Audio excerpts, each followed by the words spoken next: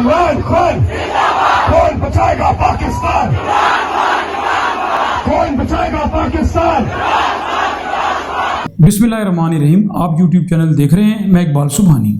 عمران خان کی ایک کال کے اوپر سارا پاکستان سڑکوں کے اوپر تھا. کراچی، لاہور، ملتان، رحیم یار خان، فیصل آباد، پشاور، سرگودا، میاں والی، باجوڑ، پشاور، مردان، راولپنڈی، اسلام آباد، حیدرآباد، سکھر، یہاں تک کہ لندن کے اندر بھی لوگ سڑکوں کے اوپر نکل آئے اور عمران خان کی ایک کال کے اوپر سارا پاکستان باہر امڑ آیا.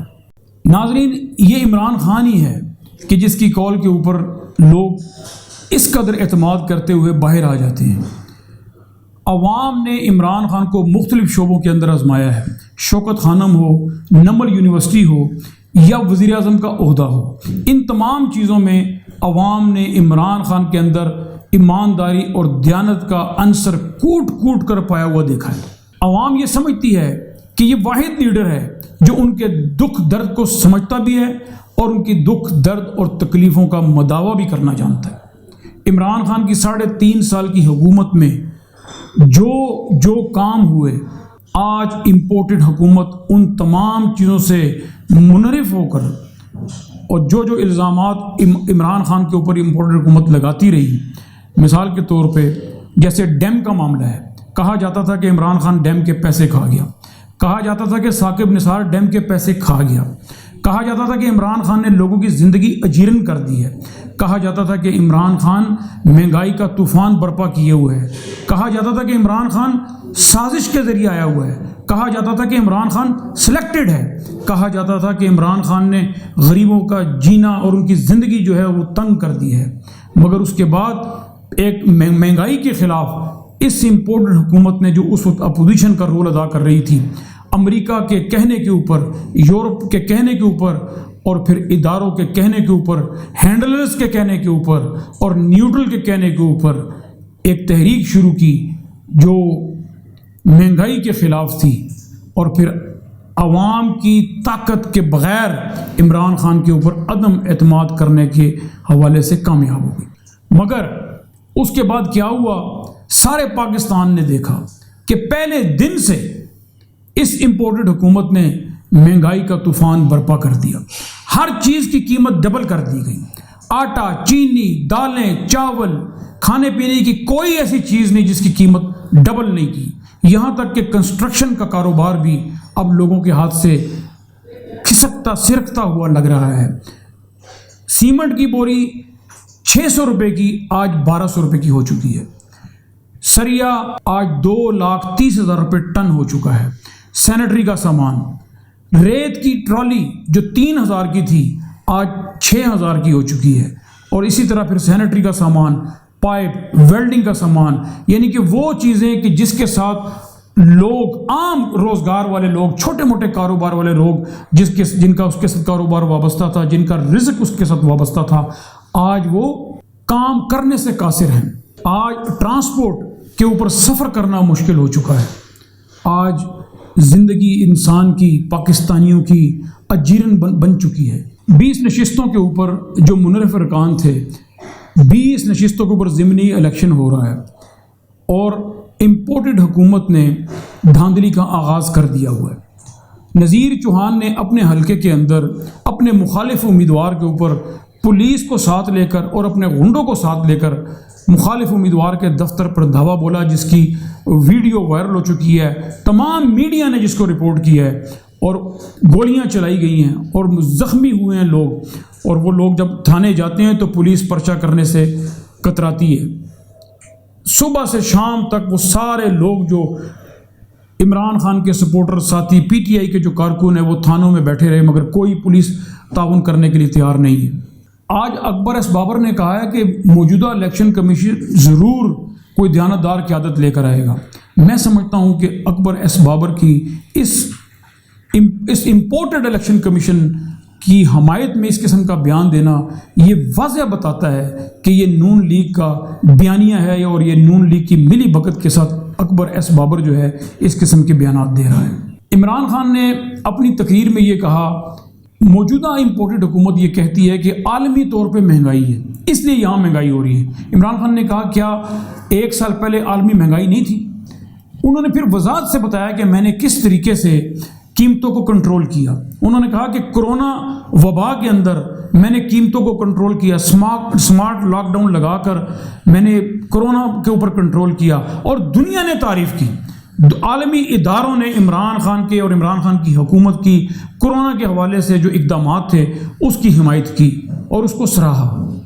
ناظرین، کراچی کے اندر جو ضمنی الیکشن ہوا صوبائی اسمبلی کا، اس کے اندر جو ٹرن آؤٹ رہا ووٹ کا وہ 8.8% تھا، اور پھر مخالف امیدوار کے اوپر 10 درازی کا مقدمہ جھوٹا بنا دیا گیا، اور جب وہ صبح فجر کی نماز پڑھنے گھر سے نکل رہے تھے تو پولیس نے انہیں گرفتار کر لیا۔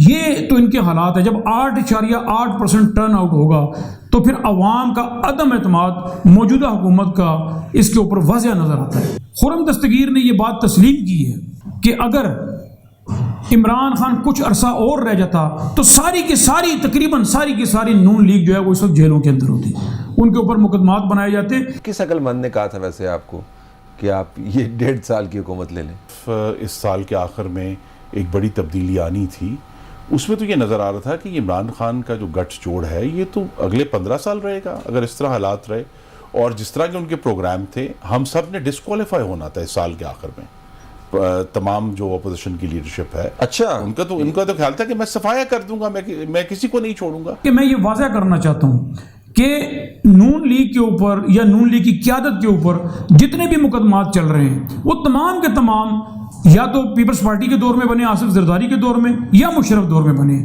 عمران خان نے ان کے اوپر کوئی مقدمہ نہیں کیا ہوا۔ تو غلام دستگیر نے کم سے کم یہ تسلیم کر لیا کہ اگر عمران خان ہوتے تو آج ہم سب لوگ جیلوں میں ہوتے۔ پھر عمران خان سے جب عمران خان بار بار یہ بات کہتا تھا کہ یہ لوگ مجھ سے NRO مانگ رہے ہیں، عمران خان کی جب حکومت تھی تو وہ یہ کہتے تھے کہ یہ مجھ سے NRO مانگ رہے ہیں، مگر اس وقت شاید کوئی ماننے کے لیے تیار نہیں تھا۔ پھر آپ نے دیکھا کہ پھر نیوٹرلز نے بھی عمران خان کو سمجھانے کی کوشش کی کہ خیر ہے، چلے کوئی بات نہیں، آپ تھوڑی سی لچک دکھا دیں، بیٹھ کے ہم آپ کی میٹنگ کروا دیتے ہیں، آپ بیٹھ کے معاملات کو حل کر لیں۔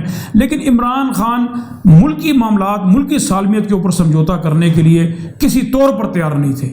اور پھر آپ دیکھ لیں کہ نیوٹرلز نے پھر جب مداخلت کی تو پھر کیسی مداخلت کی، اور پھر موجودہ امپورٹڈ حکومت NRO خود ہی NRO لے چکی ہے، اور نیب کا تو وجود ہی ختم کر دیا گیا ہے۔ اب نیب بھی برائے نام ایک ادارہ رہ گیا ہے۔ عمران خان نے کہا کہ 3.5 سال ہم نے FATF کی جو انہوں نے اہداف دیے ہوئے تھے اس کے اوپر بڑی جاں فشانی سے کام کیا، اور جو 27 اہداف انہوں نے دیے ہوئے تھے ان میں سے 26 کو ہم نے اچیو کر لیا تھا۔ تو اس کا انہوں نے کہا کہ ہماری جو محنت ہے وہ اسی کا یہ نتیجہ ہے کہ آج پاکستان FATF جو ہے وہ فیصلہ کر رہا ہے کہ پاکستان گرے لسٹ سے آؤٹ ہو جائے گا انشاءاللہ۔ اچھا، اس میں ایک چیز بتانا بڑی ضروری سمجھتا ہوں کہ FATF کے حوالے سے جب عمران خان کی حکومت میں قانون لایا گیا اسمبلی کے اندر تو اس وقت اپوزیشن نے، اگر آپ کو یاد ہے تو بائیکاٹ کیا تھا اسمبلی اجلاس کا، اور اس وقت بڑا واویلا ڈالا گیا کہ بھئی یہ جو اپوزیشن ہے مسلم لیگ نون اور پیپلز پارٹی، یہ FATF تو یہ جو گرے لسٹ کا جو معاملہ تھا وہ تو اس قسم کا معاملہ تھا کہ وہ تو پاکستان کا ایک مسئلہ تھا، وہ کسی کی ذات کا یا کسی کی پارٹی کا مسئلہ نہیں تھا، مگر انہوں نے وہاں سے واک آؤٹ کر کے گرے لسٹ کے حوالے سے ایسی کوشش کی اس وقت یہ موجودہ امپورٹڈ حکومت نے کہ پاکستان خدا نخواستہ کہیں بلیک لسٹ میں چلا جائے، مگر عمران خان کی کاوشوں کی اور عمران خان کی اس وقت کی حکومت کی کاوشوں سے خدا کا شکر ہے کہ پاکستان بلیک لسٹ میں جانے سے بچ گیا۔ عمران خان نے کہا کہ موجودہ حکومت جب پچھلے دور کے اندر 2018 سے پہلے انہوں نے کہا کہ $20 ارب کا خسارہ چھوڑ کر گئی، تو وہ کہنے لگے کہ 3.5 سال میں عمران خان نے کہا کہ میں اس خسارے $20 ارب کے خسارے کو $1.5 ارب پر لے کر آیا۔ اسی طرح اسی بجٹ کے اندر اساس پروگرام کے تحت ہیلتھ کارڈ جاری کیا اور 10 لاکھ روپے فی خاندان دیا گیا، اور اسی بجٹ کے اندر نوجوانوں کو بلا سود قرضے دیے گئے۔ اسی بجٹ کے تحت اساس پروگرام کے تحت 12,000 روپے فی کس دیا گیا، پناہ گاہیں بنائی گئیں، لنگر خانے بنائے گئے۔ اگر آپ کو یاد ہو، میں آپ کو کچھ یاد کروانا چاہتا ہوں۔ عمران خان نے ایک بات کہی تھی کہ پاکستانیوں یاد رکھنا کہ جب میں ان پر ہاتھ ڈالوں گا، یہ بڑی پرانی بات ہے اور وہ بار بار اپنی بات کو دہراتے تھے کہ جب میں ان پر ہاتھ ڈالوں گا تو آپ یاد رکھنا کہ یہ اکٹھے ہو جائیں گے، مگر اس وقت یہ بات ماننے کے لیے کوئی تیار نہیں تھا۔ انہوں نے اسی طرح پھر انہوں نے یہ بات بھی کہی کہ اگر ان کی حکومت آ گئی تو میں تو برداشت کر لوں گا مگر آپ برداشت نہیں کر سکیں گے۔ عمران خان ہر وقت اس بات کا اندیا دیتے رہے، سمجھاتے رہے کہ یہ لوگ جو ہیں یہ صرف اور صرف اپنے مفادات کے لیے، اپنے مقدمات کو ختم کرانے کے لیے اور بیرونی طاقتوں کے اشاروں پر آنے کے لیے یہ حکومت میں آئے ہیں۔ اس سے پہلے عمران خان مطالبہ کر رہے تھے انتخابات کرانے کا، اب عمران خان یہ کہہ رہے ہیں کہ صاف اور شفاف انتخابات ہی ان کا مطالبہ ہے۔ ابھی کچھ ذرائع سے یہ بھی پتہ لگا ہے کہ کچھ طاقتیں عمران خان کو راضی کرنے کی کوشش کر رہی ہیں کہ آپ بیٹھ کے ٹیبل پر ہمارے ساتھ بات کریں، مگر عمران خان کسی پر اعتماد کرنے کے لیے تیار نہیں ہے، کیونکہ اس سے پہلے بھی یہی کچھ ہوا ہے کہ ان کو دھوکے دیے گئے ہیں، ان سے جھوٹ بولا گیا ہے، ان کو استعمال کیا گیا ہے، مگر اب وہ دھوکے میں آنے والے نہیں ہیں۔ اب تک اتنا ہی، میں آپ سے اجازت چاہوں گا، اپنا خیال رکھیے گا اور اپنے چینل کا بھی خیال رکھیے گا۔ اللہ آپ کا حامی و ناصر ہو۔